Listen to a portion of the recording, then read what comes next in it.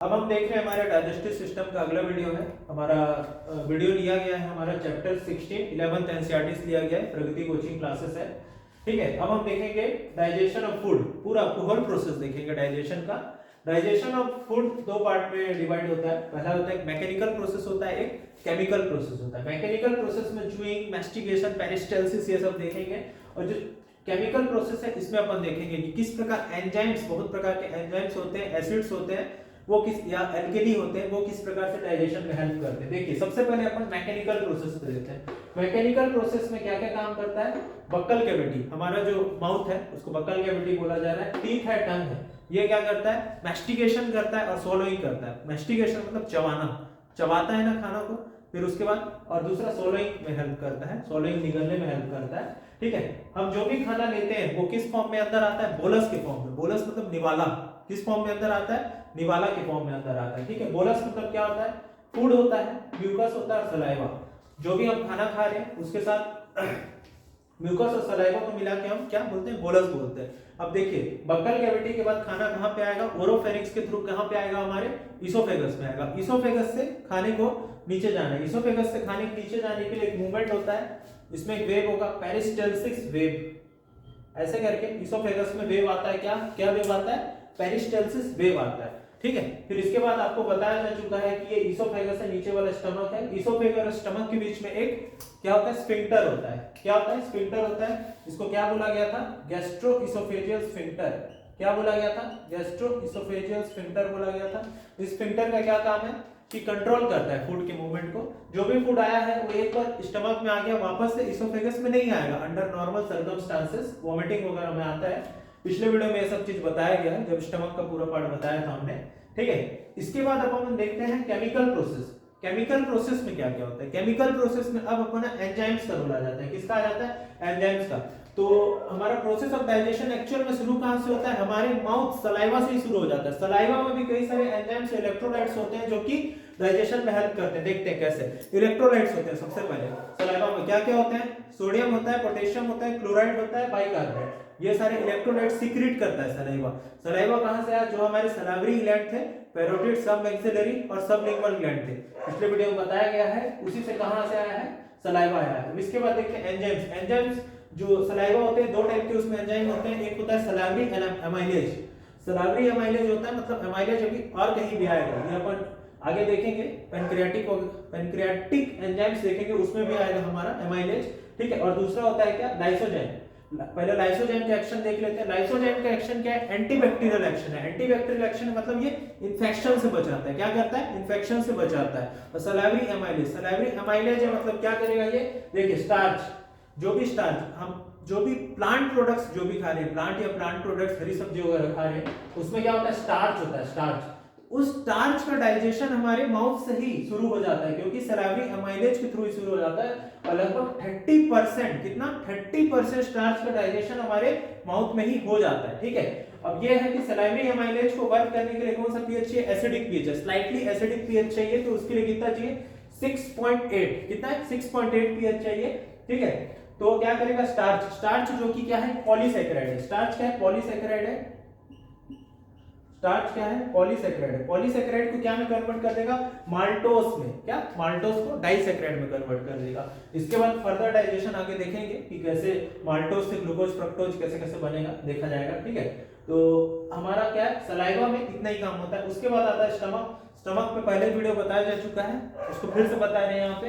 देखिए स्टमक में हमारे 3 प्रकार के सेल होते हैं। कितने प्रकार के, 3 प्रकार के सेल होते हैं। उससे पहले ये देख लीजिए, स्टमक में खाना कितने देर तक रहता है, 4 से 5 घंटे तक खाना रहता है। अब स्टमक में जो खाना रहता है उसको क्या बोलते हैं, काइम बोलते हैं। स्पेसिफिक वर्ड है, क्या बोलते हैं, काइम बोलते हैं, स्टमक में जो खाना रहता है। ठीक है, 3 प्रकार के सेल होते हैं स्टमक में। क्या होता है, पहला म्यूकस नेक सेल। म्यूकस नेक सेल क्या करता है, म्यूकस सीक्रेट करता है। म्यूकस सीक्रेट करने से क्या फायदा है उसका, वो प्रोटेक्टिव लेयर होता है, स्टमक का प्रोटेक्टिव लेयर, क्योंकि स्टमक में अल्सर वगैरह हो सकते हैं तो उसके लिए प्रोटेक्शन करता है। दूसरा क्या होता है, पेप्टिक एसिड सेल। ये क्या सीक्रेट करते हैं, प्रो एंजाइम पेप्सिनोजन। इसको प्रो एंजाइम या इनएक्टिव एंजाइम बोलते हैं, क्योंकि इसको एक्टिव होने के लिए किसका जरूरत है, HCl का जरूरत है। अभी देखेंगे कैसे। ठीक है, तीसरे प्रकार का सेल होता है पैराइटल सेल या ऑक्जेंटिक सेल होता है। ठीक है, ये क्या क्या सीक्रेट करता है, ये HCl सीक्रेट करता है। दूसरा हमारा intrinsic factor of castle secret करता है। HCl मतलब हाइड्रोक्लोरिक एसिड सीक्रेट करता है। हाइड्रोक्लोरिक एसिड का क्या रोल है अभी देखा था, पेप्सिनोजन एंजाइम था उसको कन्वर्ट करता था, ये एक इनएक्टिव एंजाइम था उसको एक्टिव एंजाइम पेप्सिन में कन्वर्ट करता था। फिर पेप्सिन का क्या रोल होता है, पेप्सिन का रोल होता है यहाँ पे प्रोटीन्स का डाइजेशन करना, किसका, प्रोटीन्स का। पेप्सिन क्या करता है, प्रोटीन्स जो कि बड़े मॉलिक्यूल है उनके छोटे मॉलिक्यूल प्रोटियोजेस और पेप्टोन्स में कन्वर्ट करता है। ये क्या छोटे मॉलिक्यूल है, इनका डाइजेशन करना भी और आसान हो जाएगा, ठीक है। और दूसरा जो अपना बचता है इंट्रिंसिक फैक्टर ऑफ कैसल, इसका क्या रोल है, इंट्रिंसिक फैक्टर ऑफ कैसल का ये क्या करता है, विटामिन B12, कौन सा, विटामिन B12 का एब्जॉर्प्शन करता है, स्पेसिफिक विटामिन B12 का एब्जॉर्प्शन करता है, ठीक है। फिर एक स्पेशल एंजाइम और भी होता है रेनिन, क्या होता है, रेनिन, स्पेलिंग देख के रखिए, एक और जगह रेनिन आएगा हमारा रेस्पिरेटरी सिस्टम में, वहां स्पेलिंग अलग होगा, ठीक है। रेनिन है, ये किसमें होता है, इन्फेंट्स, इन्फेंट्स मतलब 1 साल तक के बच्चों में ही होता है। मिल्क का डाइजेस्ट करने के लिए, मिल्क प्रोटीन को पचाने के लिए स्पेसिफिक, मिल्क प्रोटीन का नाम क्या होता है, केसिन, मिल्क प्रोटीन का नाम क्या है, केसिन, उसको पचाने के लिए क्या होता है, रेनिन होता है। और तीसरा स्मॉल अमाउंट ऑफ लाइपेज होते हैं, लाइपेज का काम क्या होता है, फैट का डाइजेशन। इसके बाद हमारा खाना आता है कहां पे, स्मॉल इंटेस्टाइन में आता है। स्मॉल इंटेस्टाइन में देखिए सिक्रीशंस आते हैं, स्मॉल इंटेस्टाइन में क्या आते हैं, सिक्रीशन आते हैं। 3 तरीके के सिक्रीशन होते हैं, एक पैंक्रियास से आता है जिसको बोलते हैं पैंक्रियाटिक जूस, दूसरा बाइल से आता है, बाइल जो हमने देखा था कहां से, लीवर से, और गॉल ब्लैडर से क्या आ रहा था, बाइल आता था। और तीसरा क्या था, इंटेस्टिनल जूस, इंटेस्टाइन खुद भी सीक्रेट करता है तो उसको क्या बोलते हैं, इंटेस्टिनल जूस बोलते हैं। अब एक एक करके देखते हैं। सबसे पहले पैंक्रियाटिक जूस, पैंक्रियाटिक जूस में बहुत सारे एंजाइम होते हैं, ये 6 प्रकार के मुख्य एंजाइम हैं, क्या क्या, ट्रिप्सिनोजन, काइमोट्रिप्सिनोजन, प्रोकार्बोक्सीपेप्टाइडेज, एमाइलेज, लाइपेज और न्यूक्लियस, ठीक है, 6 है, ठीक है। एक एक करके इसका फंक्शन देखेंगे। सबसे पहले ये देखो, सबसे इंपॉर्टेंट एंजाइम होता है ट्रिप्सिनोजन।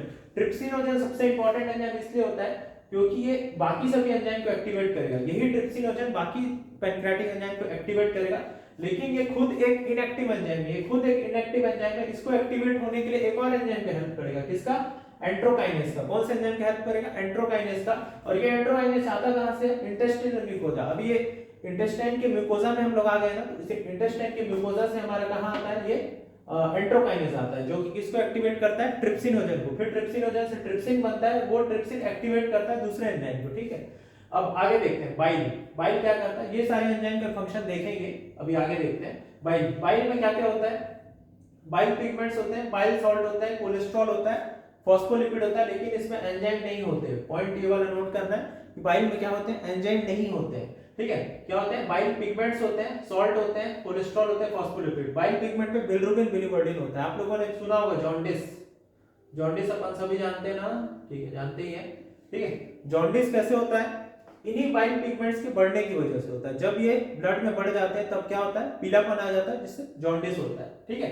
अब दूसरा, फिर ये बाइल करते क्या है, करते क्या, इमल्सिफिकेशन ऑफ फैट करते हैं। इमल्सिफिकेशन ऑफ फैट क्या होता है, एक बड़े फैट, जो बड़ा फैट पार्टिकल को छोटे छोटे स्मॉल मिशेल्स में तोड़ना, एक बड़े फैट पार्टिकल को छोटे छोटे स्मॉल मिशेल्स में तोड़ना क्या कहलाता है, इमल्सिफिकेशन ऑफ फैट कहलाता है। इसके अलावा बाइल क्या करता है, एक्टिवेट करता है लाइपेज एंजाइम को।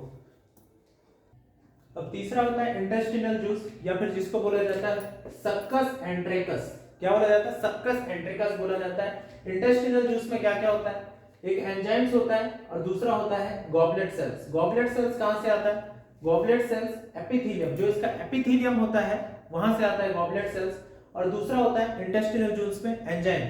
गॉबलेट सेल का काम क्या होता है, म्यूकस सीक्रेट करना, म्यूकस सीक्रेट करना गॉबलेट सेल का काम होता है। और एंजाइम्स क्या क्या होता है, डाइसैकराइडेज, डाइसैकराइडेज या फिर माल्टेज, डाइपेप्टाइडेज, लाइपेज और न्यूक्लियोसाइडेज, ठीक है। 4 प्रकार के एंजाइम होते हैं, डाइसैकराइडेज, डाइपेप्टाइडेज, लाइपेज और न्यूक्लियोसाइडेज, ठीक है।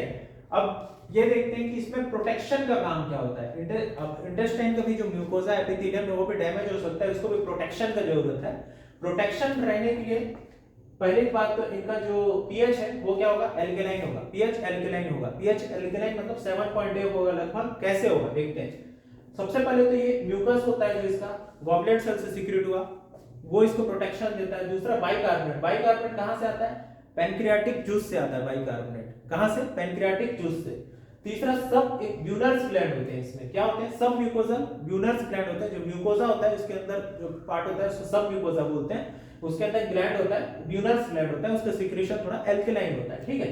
अब देखते हैं कि कैसे कैसे डाइजेशन होता है, कार्बोहाइड्रेट का कैसे डाइजेशन होता है, फिर देखेंगे प्रोटीन का कैसे होता है, फिर फैट का कैसे होता है। देखिए सबसे पहले अपन देखते हैं कार्बोहाइड्रेट का डाइजेशन। कार्बोहाइड्रेट में हमने स्टार्च का डाइजेशन देख लिया था, माउथ से शुरू हो जाता है। देखिए वही वाला रिएक्शन है फिर से।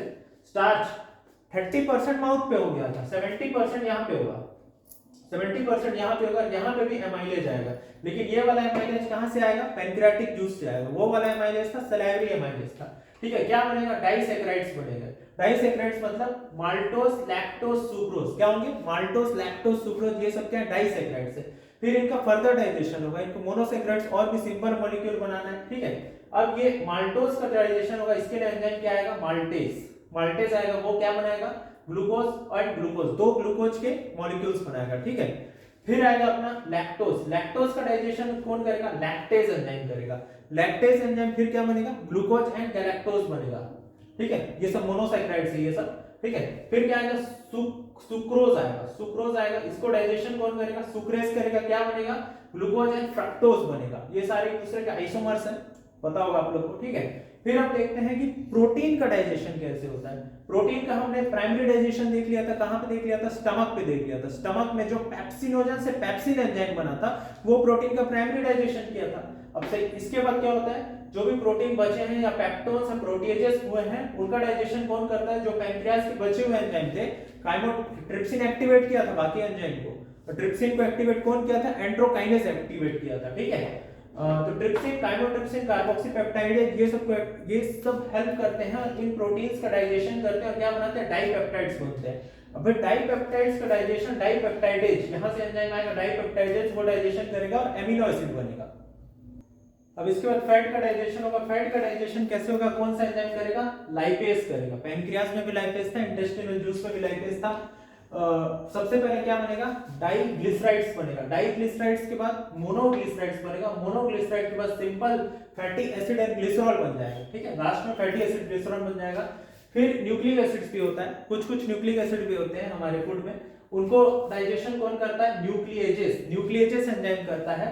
क्या बनेगा, पहले न्यूक्लियोटाइड्स बनेगा, फिर न्यूक्लियोसाइड्स बनेगा, फिर शुगर एंड बेस बनेगी। ये nucleotides, nucleoside, sugar and base क्या होते हैं, ये हमारे 12th के जेनेटिक्स वाले चैप्टर में उसमें पढ़ा जाएगा। ठीक है, फिर जो भी डाइजेशन का प्रोसेस हो रहा है वो कहां पे हो रहा है, ड्यूडिनम में हो रहा है। स्मॉल इंटेस्टाइन के 3 पार्ट थे, ड्यूडिनम, जेजुनम, इलियम। पहले पार्ट ड्यूडिनम में हो रहा है। फिर एब्जॉर्प्शन, जो भी अब बना है लास्ट में, हमारा शुगर बना है, ग्लूकोज बना है, गैलेक्टोज बना है और फैटी एसिड्स बने हैं। ठीक है, प्रोटीन के सिंपल वाले बने थे, तो उनका कहां हो रहा है एब्जॉर्प्शन, जेजुनम और इलियम में एब्जॉर्प्शन होता है। ठीक है, और फिर क्या है, इसके बाद जो अनडाइजेस्टेड एंड अनअब्सॉर्ब्ड फूड है कहां जाएगा, स्मॉल इंटेस्टाइन के बाद लार्ज इंटेस्टाइन में जाएगा। लार्ज इंटेस्टाइन में क्या नहीं होता, कोई सिग्निफिकेंट डाइजेशन एक्टिविटी नहीं होती है। तो लार्ज इंटेस्टाइन में होता क्या है, एक चीज ये होता है, एब्जॉर्प्शन ऑफ वाटर होता है। ठीक है, एब्जॉर्प्शन ऑफ वाटर, मिनरल्स और कुछ दवाइयों का एब्जॉर्प्शन होता है।